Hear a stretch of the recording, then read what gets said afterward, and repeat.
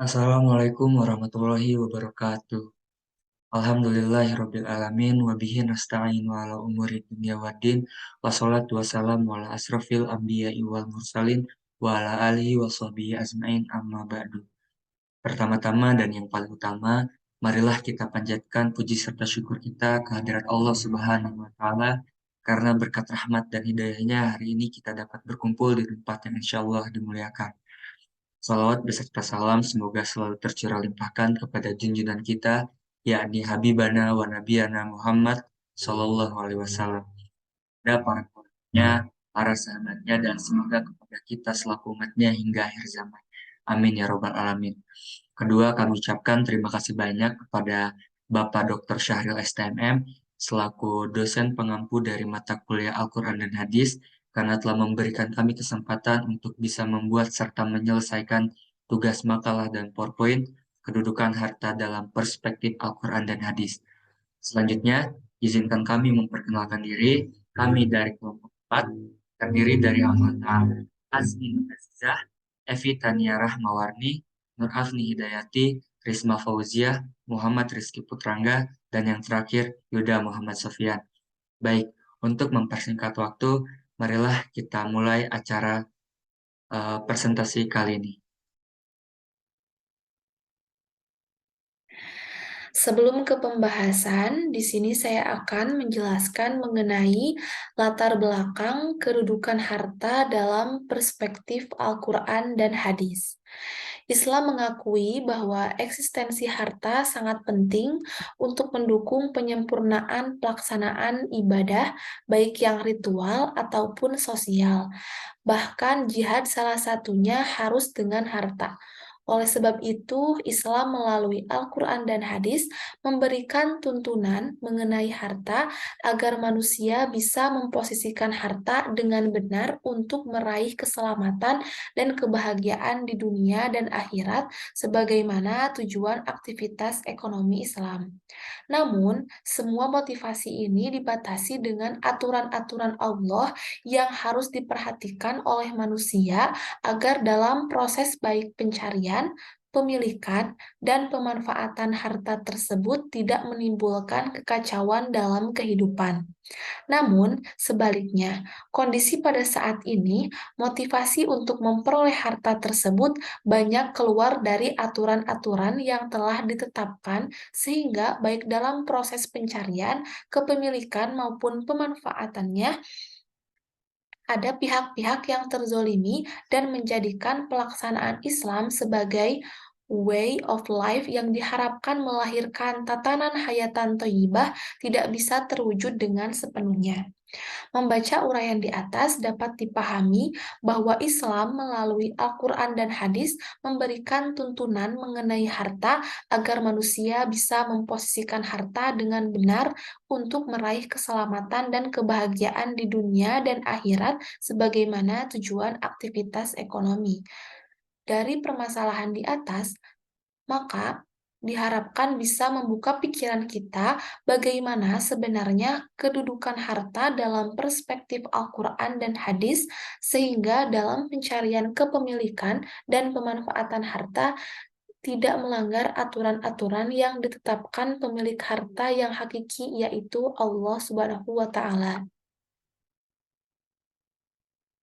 Langsung ke pembahasan pertama, yaitu mengenai konsep harta. Kata harta disebut dengan al-mal yang menurut bahasa berarti condong, cenderung, atau miring. Ada yang berpendapat dari kata mala yamulu maulan yang berarti mengumpulkan, memiliki, dan mempunyai. Menurut bahasa, arti mal ialah uang atau harta. Adapun menurut istilah ialah segala benda yang berharga dan bersifat materi serta beredar di antara manusia. Harta tidak saja bersifat materi, melainkan juga termasuk manfaat dari suatu benda.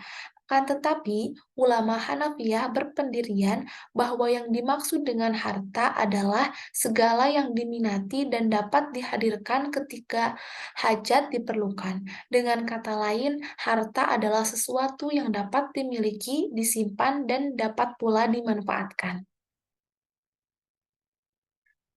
Baik, di sini saya akan menjelaskan definisi harta menurut para ulama.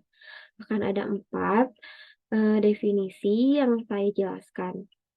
Sebelum menjelaskannya, terlebih dahulu di sini saya akan, menjelaskan tentang menurut ulama jumhur. Beliau menjelaskan antara harta dan hak milik mempunyai arti yang sama. Tetapi sedangkan menurut ulama Hanafiyah, hak milik dan harta mempunyai arti yang berbeda. Nah, di sini ada hak milik. Beliau mendefinisikan hak milik sebagai sesuatu yang dapat digunakan secara khusus dan tidak dicampuri penggunaannya oleh orang lain. Sedangkan harta, beliau mendefinisikan harta sebagai segala sesuatu yang dapat disimpan untuk digunakan ketika dibutuhkan, dan dalam penggunaannya pun bisa dicampuri oleh orang lain. Harta juga merupakan sesuatu yang digandrungi tabiatnya oleh manusia dan memungkinkan untuk disimpan hingga dibutuhkan. Maka menurut Hanafiyah, yang dimaksud harta hanyalah sesuatu yang berwujud atau bisa disebut juga sebagai ayan. Selanjutnya yang kedua ada menurut Mazhab Maliki. Beliau mendefinisikan hak milik menjadi 2 macam. Yang pertama adalah hak yang melekat pada seseorang yang menghalangi orang lain untuk menguasainya. Sedangkan yang kedua yaitu sesuatu yang diakui sebagai hak milik secara uruf atau adat. Nah, selanjutnya ada menurut mazhab Syafi'i. Beliau mendefinisikan hak milik juga menjadi 2 macam. Yang pertama yaitu sebagai sesuatu yang bermanfaat bagi pemiliknya. Yang kedua yaitu bernilai harta. Dan yang terakhir ada menurut ulama Hambali. Beliau juga mendefinisikan hak milik menjadi 2 macam. Yang pertama yaitu sesuatu yang mempunyai nilai ekonomi, sedangkan yang kedua yaitu dilindungi oleh undang-undang. Nah, dari 4 definisi menurut para ulama tersebut dapat kita simpulkan pengertian harta dan hak milik menjadi 4. Yang pertama yaitu sebagai sesuatu yang dapat diambil manfaatnya. Yang kedua sebagai sesuatu yang mempunyai nilai ekonomi.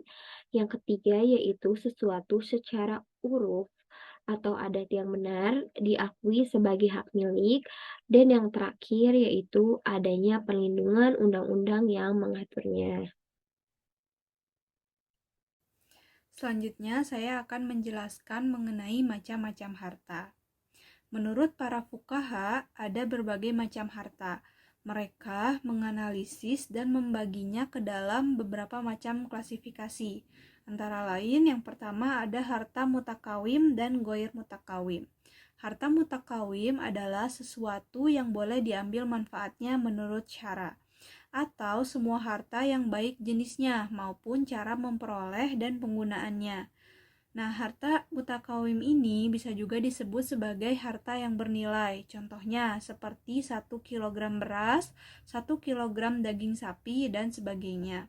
Adapun harta goir mutakawim, yaitu sesuatu yang tidak boleh diambil manfaatnya, baik jenisnya, cara memperolehnya, maupun cara penggunaannya. Contohnya seperti daging babi, daging anjing, dan lain sebagainya. Yang kedua ada harta misli dan harta kimi. Harta misli adalah benda-benda yang ada persamaan dalam kesatuan-kesatuannya, dalam arti dapat berdiri sebagaimana di tempat yang lain tanpa ada perbedaan yang perlu dinilai. Misalnya baju, celana, kursi, dan lainnya yang kesemuanya ada pendanannya atau ada nilai sebandingnya. Sedangkan harta kimi adalah benda-benda yang kurang dalam kesatuan-kesatuannya karena tidak dapat berdiri sebagian di tempat sebagian lainnya. tanpa ada perbedaan. Misalnya, benda yang berharga namun jarang pendanannya, seperti barang antik, mobil limited edition, dan lain sebagainya. Yang ketiga ada harta istihlak dan harta isti'mal.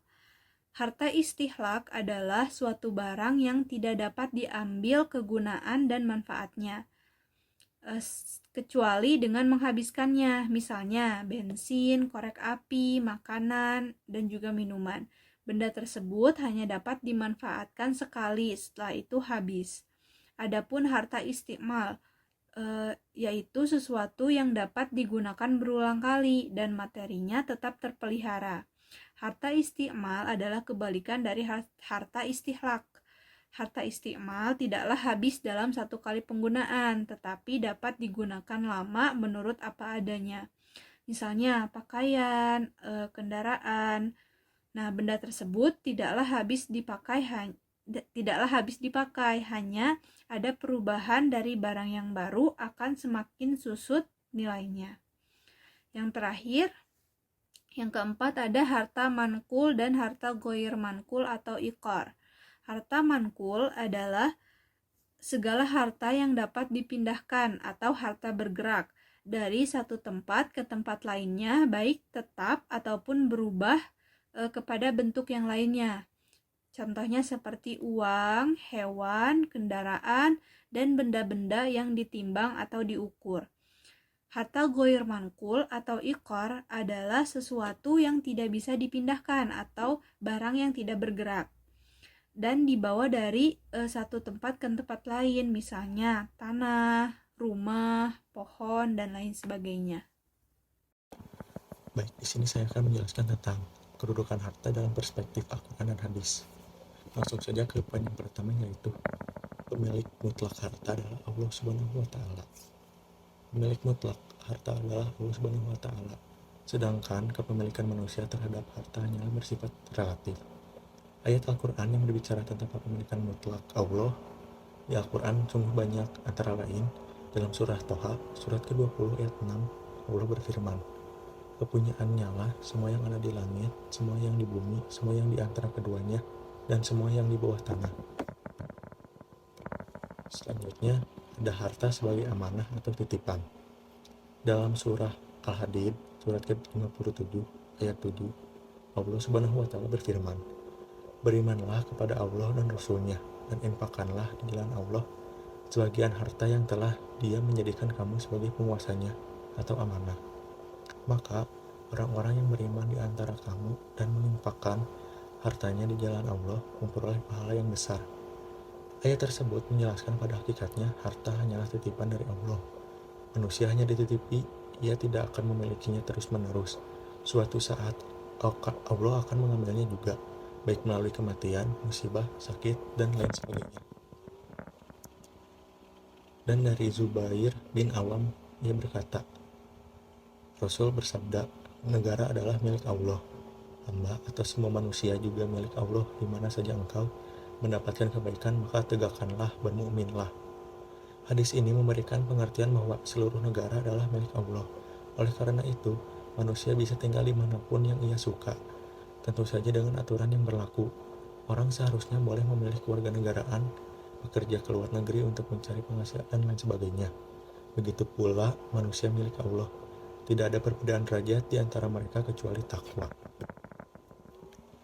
Lalu selanjutnya ada harta sebagai perhiasan. Harta sebenarnya diciptakan oleh Allah untuk membantu manusia dalam menghadapi hidupnya dan menambah keindahan dunia yang fana, dan menjadi fitrah manusia bahwa ia akan selalu mencintai harta sampai ajal tiba. Allah menetapkan demikian sebagaimana firman-Nya dalam surah Ali Imran surat ketiga ayat 14. Dijadikan terasa indah pada pandangan manusia cinta terhadap apa yang diinginkan, berupa wanita, anak, harta yang bertumpuk dalam bentuk emas dan perak, kuda pilihan, hewan ternak, dan sawah ladang. Itulah kesenangan hidup di dunia, dan di sisi Allah lah tempat kembali yang baik, surga. Allah Ta'ala memberitahu bahwa kekayaan dan anak-anak adalah perhiasan kehidupan dunia. Hanya saja sesuatu yang lebih bermanfaat dan membahagiakannya adalah amalan-amalan yang kekal lagi sahih. Dan yang terakhir ada harta sebagai bekal ibadah.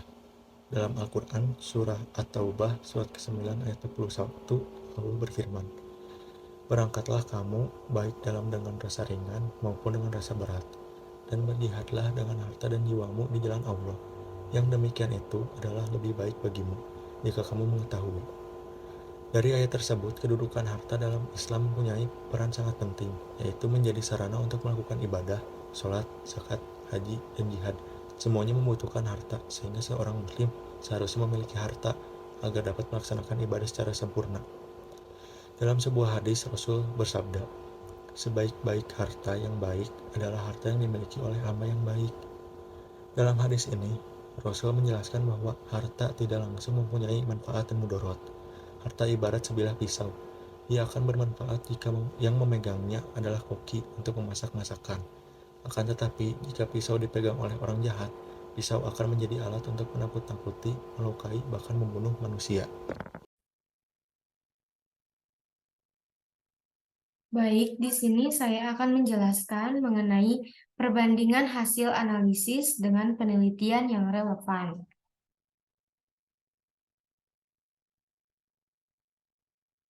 Dalam penelitian yang berjudul Harta dalam Perspektif Al-Quran, pada studi tafsir ayat-ayat ekonomi, menyatakan bahwa harta adalah benda yang dapat dimiliki, dikuasai, diusahakan, dan dialihkan, baik benda berwujud maupun tidak berwujud, baik benda terdaftar maupun tidak terdaftar, baik benda bergerak maupun tidak bergerak, dan hak yang mempunyai nilai ekonomis. Pemilik mutlak harta atau segala sesuatu yang ada di muka bumi ini adalah Allah Subhanahu wa Ta'ala.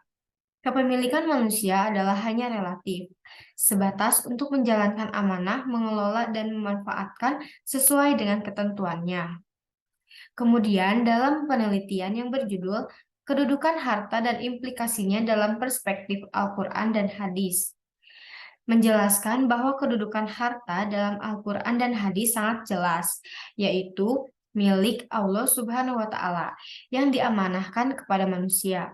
Manusia dituntut untuk selalu mempergunakan harta itu sesuai dengan tuntunan dan petunjuk pemiliknya, yaitu Allah Subhanahu wa Ta'ala. Dalam kehidupan manusia, harta dapat berfungsi untuk memenuhi kebutuhan pribadi pemilik harta dan juga berfungsi memenuhi kebutuhan sosial. Kemudian sedangkan dalam penelitian yang berjudul Kedudukan Harta dalam Perspektif Al-Quran dan Hadis, kedudukan harta dalam Islam diartikan sebagai amanah yang harus dipertanggungjawabkan kelak di hadapan Allah Subhanahu wa Ta'ala. Juga mempunyai fungsi sosial dan digunakan untuk kemaslahatan dirinya dan masyarakat. Lalu setelah mengkaji dan menganalisis ayat Al-Quran dan hadis, dapat disimpulkan bahwa pemilik mutlak harta adalah Allah Subhanahu wa Ta'ala. Manusia berhak memiliki harta, namun sifatnya relatif. Harta yang diberikan Allah kepada manusia hanya sekedar titipan atau amanah yang harus dijaga dan dipertanggungjawabkan sebagai perhiasan, sebagai ujian keimanan, dan sebagai bekal untuk melaksanakan ibadah. Adapun cara mengelola dan membelanjakan menurut Al-Quran dan hadis, yaitu dengan menentukan prioritas kebutuhan berdasarkan prinsip halalan thayyiban, menghindari boros dan tabzir, prinsip kesederhanaan, ada alokasi sosial, dan untuk alokasi masa depan.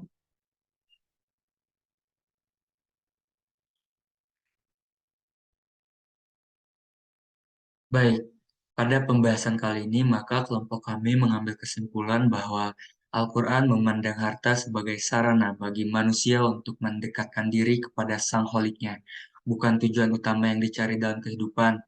Dengan keberadaan harta, manusia diharapkan memiliki sikap derma yang memperkokoh sifat kemanusiaannya.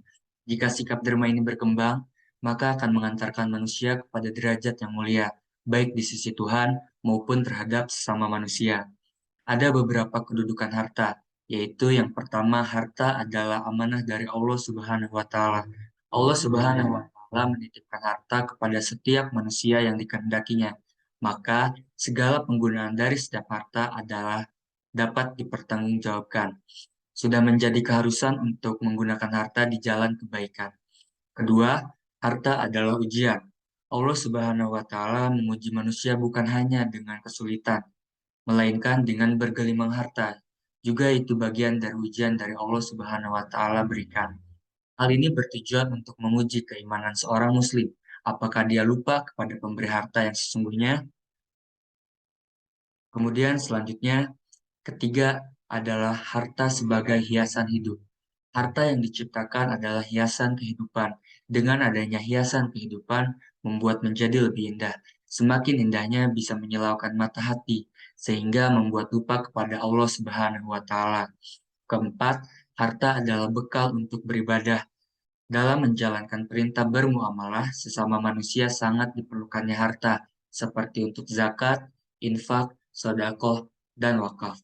Selain itu, harta merupakan salah satu sarana ibadah, bukan hanya menjadi ibadah saat dinafkahkan di jalan Allah Subhanahu wa Ta'ala, ia bahkan sudah bernilai ibadah apabila manusia dengan ikhlas mencari nafkah untuk keluarganya dan selebihnya untuk kemaslahatan umat. Kemudian, selain kesimpulan, kelompok kami juga mempunyai saran, yaitu dari penelitian ini diharapkan dapat membuat umat Islam sadar akan harta dan kepemilikan harta. Manusia boleh memiliki harta dengan cara memperolehnya dengan baik dan memanfaatkannya harta dengan sebaik mungkin, sesuai dengan pesan dan aturan dari Allah Subhanahu wa Ta'ala, yaitu seperti menggunakan harta secukupnya, tidak membuat mubazir, membelanjakan harta untuk kebaikan, serta menghindari pembelanjaan untuk barang mewah. Baik, sekian dari kelompok kami. Mohon maaf apabila terdapat kesalahan dan kekurangan dalam penyampaian materi. Selebihnya mohon dimaafkan. Billahi fisabilil haq, fastabiqul khairat. Wassalamualaikum warahmatullahi wabarakatuh.